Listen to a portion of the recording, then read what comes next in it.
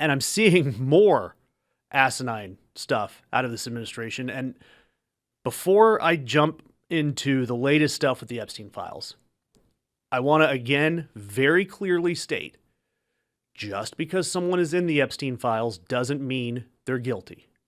Just because someone's name appears doesn't mean that they are connected in any way with any nefarious acts. Matter of fact, I have an acquaintance that I've seen have to battle this. His name appears in the Epstein files. And it was sent to him as a joke. Hey, guess what? I found you in the Epstein files. It caused panic. It caused a real panic with him because he knew he did nothing wrong. He actually didn't even know Epstein at all. And it turns out that his name was in a separate email for some unrelated event that was forwarded to the wrong person or forwarded to someone in Jeffrey Epstein's sphere of influence.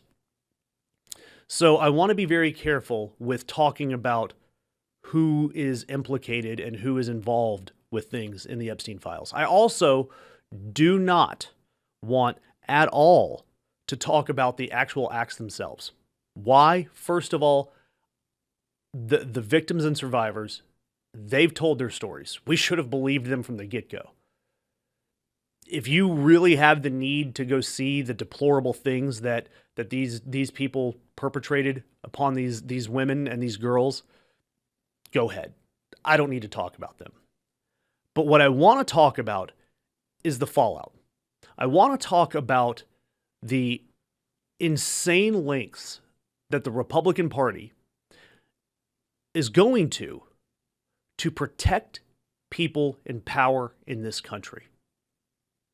We heard the reports of Donald Trump screaming at Marjorie Taylor Greene, saying, "My friends are in there. My friends are in the files. You're going to really upset my friends."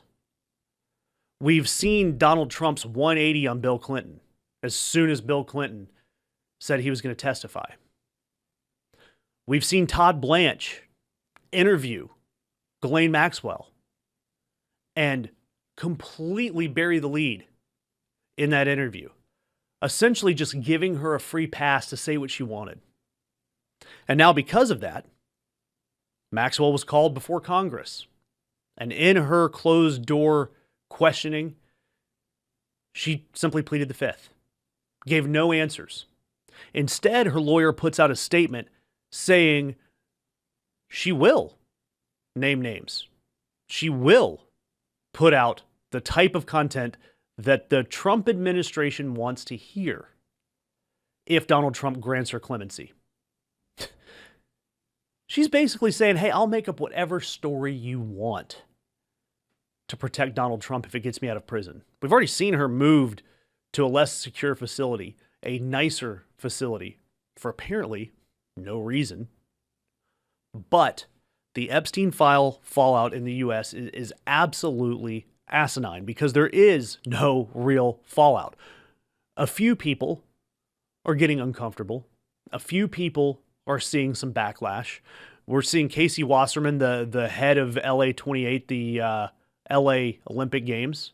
We've seen him implicated in the Epstein files. And so far, we've seen some calls for resignations, but no real punishments.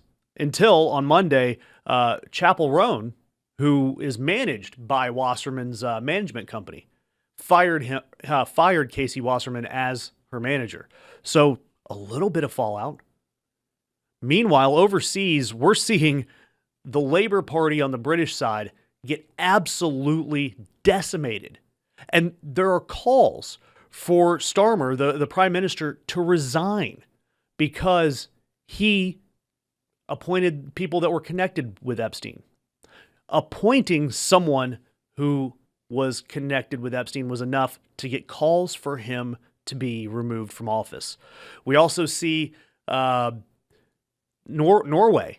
The Norwegian royal family is getting torn apart because of links with Epstein, including there's $10 million in a will to some kids. It is an insane story overseas. We're seeing fallout from Sultan Salim, right? The Emirati businessman we're seeing fallout for him. Yet in this country, someone like, I don't know, Howard Lutnick, our Commerce Secretary. We may have a Adam Schiff calling for him to resign, but there's no real pressure on Lutnick to remove himself from office at all. This guy is skating scot-free, and his ties to Jeffrey Epstein, allegedly, are extremely strong. I mean, he's one of his best friends. And let me be clear about something about Donald Trump. I did say just having your name in the files does not mean you're guilty. And I am certainly not casting guilt upon Donald Trump. But what I am saying is that Donald Trump, when your name is in the files tens of thousands of times, that's a problem. That means you have more than a casual relationship to this sphere of people. And then you look at the redactions that his Department of Justice undertook. Redacting names of powerful men, not the victims. Redacting names of the perpetrators of the crimes, not the victims. Who are we protecting? What are we protecting as a country?